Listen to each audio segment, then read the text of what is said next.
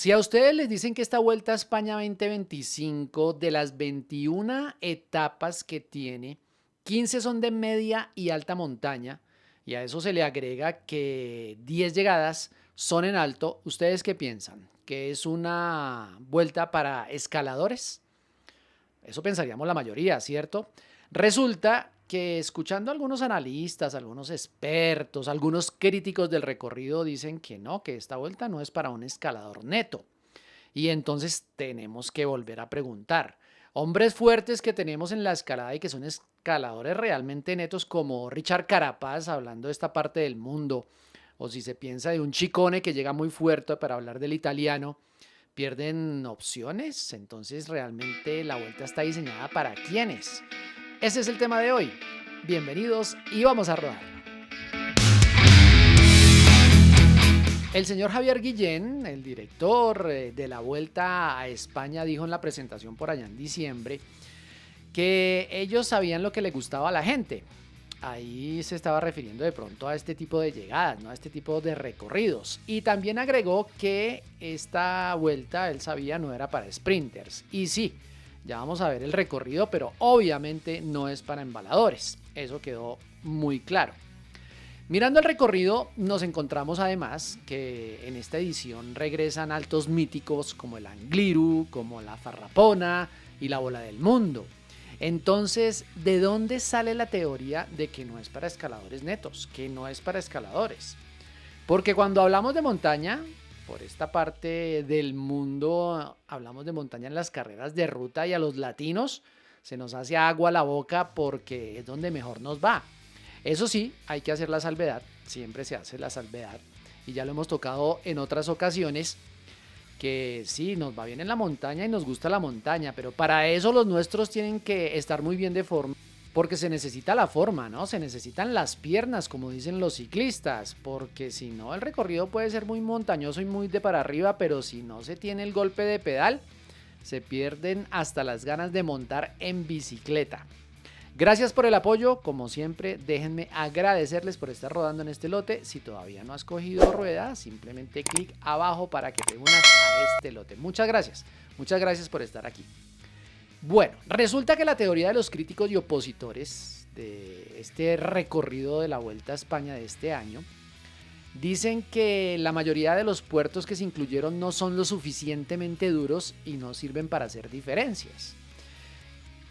Y ahí es donde preguntamos, ¿cómo así? ¿El Angliru y la Bola del Mundo no son suficientemente duros? ¿No sirven para hacer diferencias? Vamos a mirar de una vez a ver si estamos o no estamos de acuerdo. La primera etapa es llana, 183 kilómetros, tiene un puerto de tercera categoría, no más. La segunda son 157 kilómetros, llana con final en alto, un puerto de 9.8 kilómetros al 5.1%. Esa es la primera de las críticas, ¿no? Porque dicen que estas etapas unipuerto realmente no dicen mucho. Se critica porque dicen que los corredores simplemente hacen una distancia larguísima y esperan al final para ascender ese puerto y allí no pasa nada porque no se hacen grandes diferencias. La tercera etapa, 139 kilómetros, ¿cierto? De media montaña, con ese premio de segunda que vemos ahí, pero está muy lejos de meta, y con una llegada en alto de 2,6 kilómetros al 3.6%. Sí, no es una etapa para escaladores netos y que vayan a romper el pelotón y hacer diferencias en este tipo de etapas. Esas son las tres que tenemos en Italia, ¿no? Las tres que se diseñaron para correr en Italia en el comienzo de la vuelta. Hasta ahí la teoría de los críticos, pues les tenemos que dar la razón de que sí, ahí no hay montaña para hacer diferencia, pero es que hasta ahora está comenzando la vuelta. La cuarta etapa, 192 kilómetros, tiene un puerto de tercera y dos puertos de segunda, pero muy lejos de meta, y luego tiende al descenso. Ahí no es para hacer ninguna diferencia. La quinta es la primera crono, ¿no? Recordemos que son dos.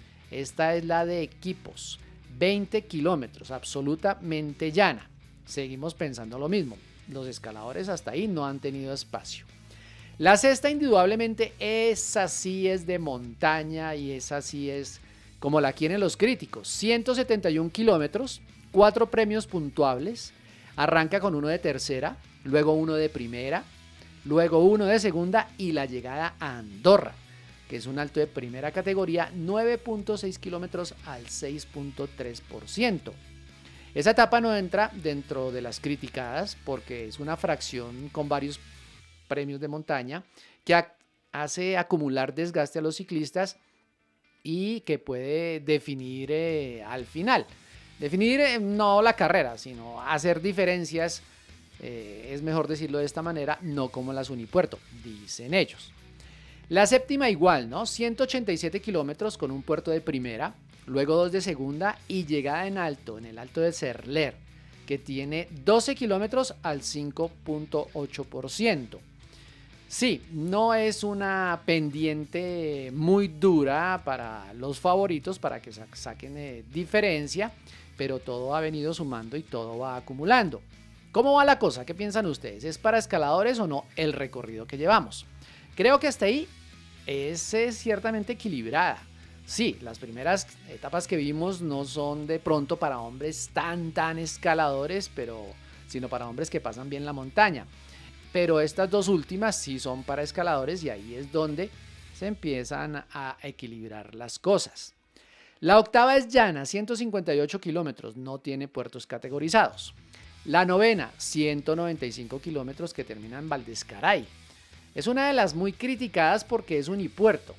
Son prácticamente 180 kilómetros llanos para afrontar un ascenso de 13 kilómetros al 5% que en condiciones normales no va a definir nada. Hasta ahí démosles la derecha a los críticos. Con eso termina la primera semana, ¿cierto? Me parece que ahí de todas maneras, aunque no se haya definido ni se hayan sacado grandes diferencias, por lo menos sí vamos a tener una general ya más decantada y ya debemos saber quiénes son los aspirantes a ese podio, los aspirantes serios a ese podio. Luego de esa primera jornada de descanso llega la 10ª etapa, que tiene 168 kilómetros con llegada en alto. Prácticamente unipuerto también, porque tiene ese de tercera en el kilómetro 120 que vemos ahí, y luego para terminar el que nos lleva a la meta, que son 9,4 kilómetros al 6.3%. No me parece que sea tan fácil ese puerto. 9,4 kilómetros, largo. 6.3%, no. Es la gran pendiente, pero tampoco es para que se suba silbando. Si los favoritos quieren, ¿no? Si los favoritos la ponen dura o dependiendo de las circunstancias de carrera, lo que haya sucedido, no me parece que sea tan fácil. La etapa 11 es tipo clásica. Está diseñada muy bonita. Es un circuito prácticamente porque sale y llega a Bilbao. 167 kilómetros con 7 puertos. 5 de tercera y 2 de segunda. Tiene el final en el balcón de Vizcay y la doble ascensión al vivero. Y tiene esa subida última que vemos ahí, que es corta pero dura, se llama Pique Videa, que son 2.3 kilómetros con un 8.9 de desnivel y cercana a meta. Tal cual una clásica, ¿no? Tal cual para que los que tengan estas condiciones hagan de las suyas y puedan definir la fracción. Para los escaladores no, es una etapa que hay que pasar, una etapa dura, una etapa que pinta ser muy bonita. La 12. Corta, 143 kilómetros con 2 puertos, el primero de segunda y el del final de primera. Este último puerto son 7 kilómetros al 7.9%, dura.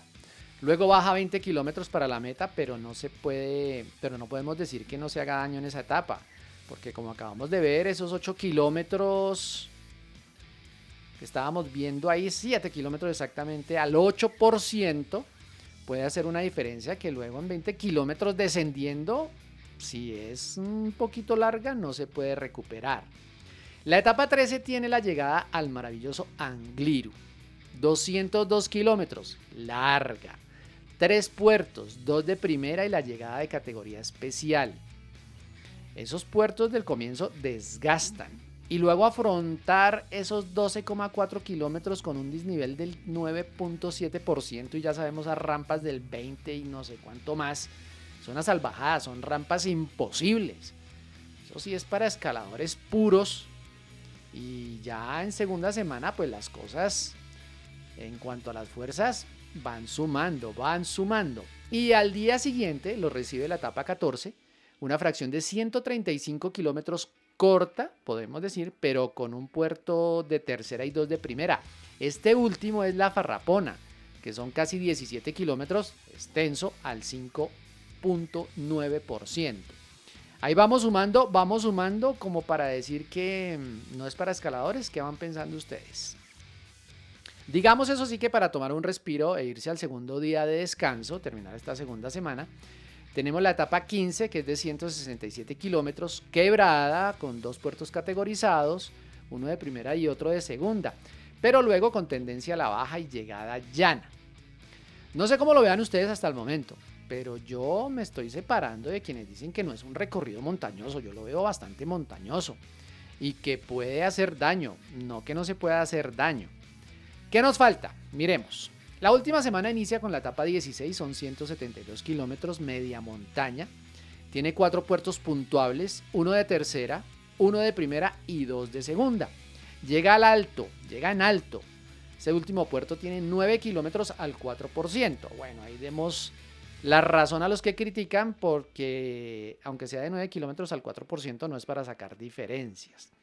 La 17 es corta, 137 kilómetros, 2 puertos puntuables, uno de tercera y la llegada en alto a uno de primera.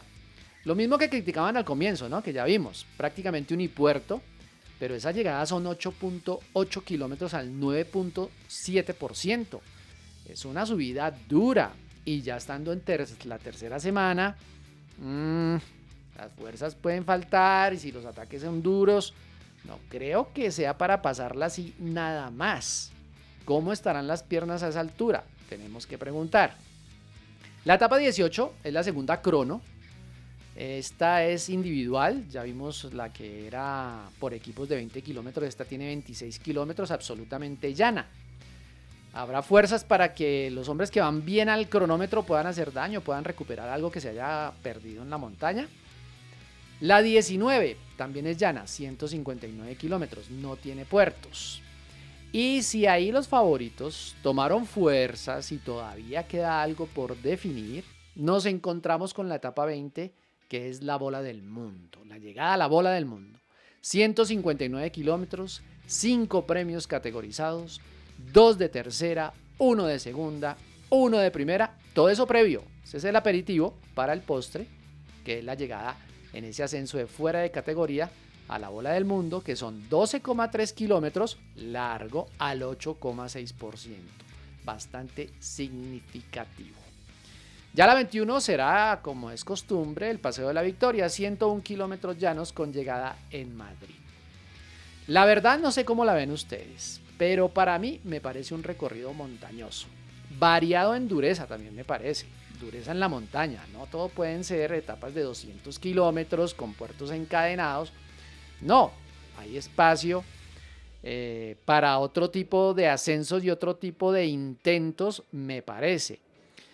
Hay espacio suficiente para que nuestro amigo Vingegaard, que es el súper favorito, haga de las suyas y para que entre los mortales, ¿no? Hombres escaladores puros, como hablábamos, Carapaz, como Ciccone, para hablar de los más fuertes que vemos hasta el momento, puedan también intentar de hacer diferencias. También veo espacio para que los que no son súper escaladores se mantengan y si han perdido algo puedan recuperarlo en esos cronómetros, no sé. Es decir, yo lo veo realmente muy variado. Me parece que tienen de todo, hay para escoger y hay donde atacar. Eso sí, tenemos que siempre tener presente que quienes definen si es o no duro el recorrido son los ciclistas cuando lo afronten. Porque si lo vamos a afrontar en una etapa unipuerto a 20 kilómetros por hora y al final vamos a dejar todo para definir, sí, ahí le doy la derecha a los críticos. Pero si se hace dura la carrera, si hay emboscadas, si hay movimientos, si a la tercera semana se llegan súper desgastados, veo que se puede hacer muchísimo daño. El picante, la pimienta, la dureza siempre se la pondrán los corredores y vamos a ver los que quieren ganar y los que quieren hacer daño. Yo creo que tienen donde intentarlo y lo van a hacer porque si no, ¿para qué van a la competencia? Recuerden que lo más lindo es el ciclismo. Nos vemos en el próximo video. Chao.